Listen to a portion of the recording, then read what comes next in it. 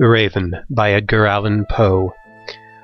Once upon a midnight dreary, while I pondered weak and weary over many a quaint and curious volume of forgotten lore, while I nodded, nearly napping, suddenly there came a tapping, as if someone gently rapping at my chamber door. "'Tis some visitor," I muttered, tapping at my chamber door. "Only this, nothing more." Distinctly I remember it was in the bleak December, and each separate dying ember wrought its ghost upon the floor.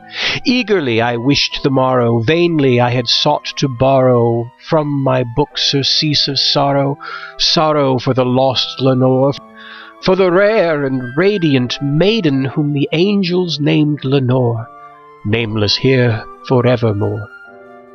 And the silken, sad, uncertain rustling of each purple curtain thrilled me, filled me with fantastic terrors never felt before, so that now, to still the beating of my heart, I stood repeating, "'Tis some visitor entreating entrance at my chamber door, some late visitor entreating entrance at my chamber door. That it is, and nothing more."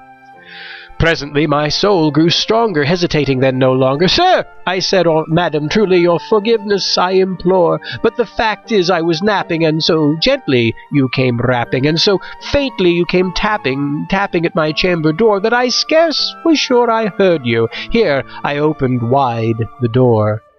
Darkness there, and nothing more.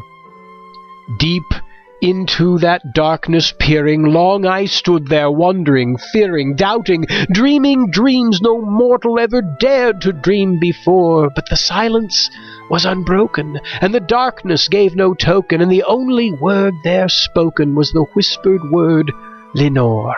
This I whispered, and an echo murmured back the word, "Lenore." Merely this, and nothing more. Back into the chamber turning, all my soul within me burning, soon again I heard a tapping somewhat louder than before. "Surely," said I, "surely that is something at my window lattice.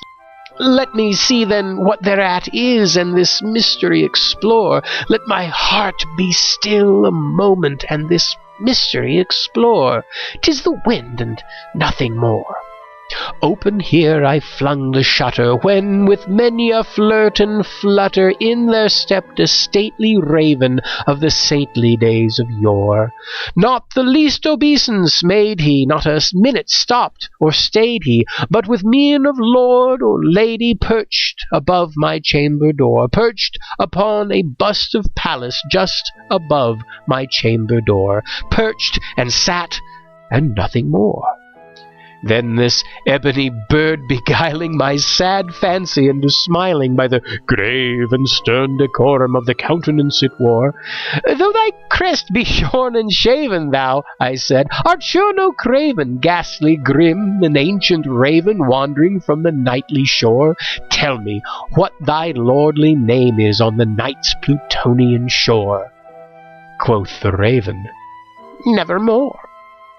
Much I marvelled this ungainly fowl to hear discourse so plainly, though its answer little meaning, little relevancy bore, for we cannot help agreeing that no living human being ever yet was blessed with seeing bird above his chamber door, bird or beast above the sculptured bust above his chamber door, with such a name as Nevermore.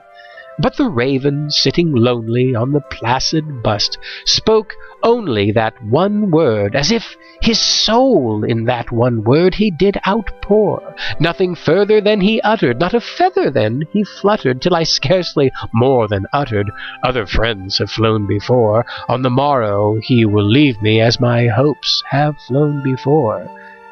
Then the bird said, "Nevermore." Startled at the stillness broken by reply so aptly spoken, "Doubtless," said I, "what it utters is its only stock and store, caught from some unhappy master, whom unmerciful disaster followed fast and followed faster, till his songs one burden bore, till the dirges of his hope and melancholy burden bore of never, nevermore, But the raven still beguiling my sad soul into smiling, straight I wheeled a cushioned seat in front of bird and bust and door. Then, upon the velvet sinking, I betook myself to linking fancy unto fancy, thinking what this ominous bird of yore, what this grim, ungainly, ghastly, gaunt, and ominous bird of yore meant in croaking, "Nevermore." This I sat engaged in guessing, but no syllable expressing to the fowl whose fiery eyes now burned into my bosom's core. This and more I sat divining, with my head at ease reclining on the cushion's velvet lining with the lamplight gloated o'er, but whose velvet violet lining with the lamplight gloating o'er she shall press, nevermore. Then methought the air grew denser, perfumed from an unseen censer, swung by seraphim whose footfalls tinkled on the tufted floor. "Wretch," I cried, "thy God hath lent thee, by these angels he has sent thee respite, respite and nepenthe from thy memories of Lenore. Quaff, oh quaff this kind nepenthe, and forget this lost Lenore." Quoth the raven, "Nevermore." "Prophet," said I, "thing of evil, prophet still, if bird or devil, whether tempter sent or whether tempest tossed thee here ashore, desolate yet all undaunted, on this desert land enchanted, on this home by horror haunted, tell me truly, I implore, is there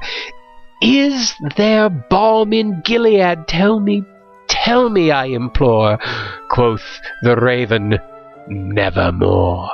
"Prophet," said I, "thing of evil, prophet still, if bird or devil, by that heaven that bends above us, by that God we both adore, tell this soul with sorrow laden, if within the distant Aidenn it shall clasp a sainted maiden, whom the angels named Lenore, clasp a rare and radiant maiden, whom the angels named Lenore."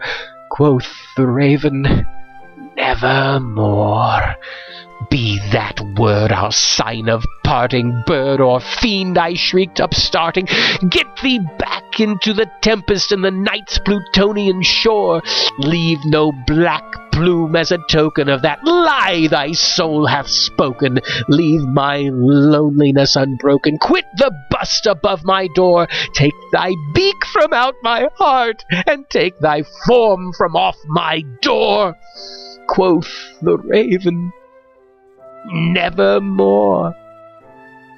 And the raven, never flitting, still is sitting on the pallid bust of Pallas just above my chamber door, and his eyes have all the seeming of a demon's that is dreaming, and the lamplight o'er him streaming throws his shadow on the floor, and my soul from out that shadow that lies floating on the floor shall be lifted nevermore.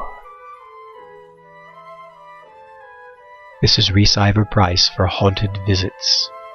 Good night.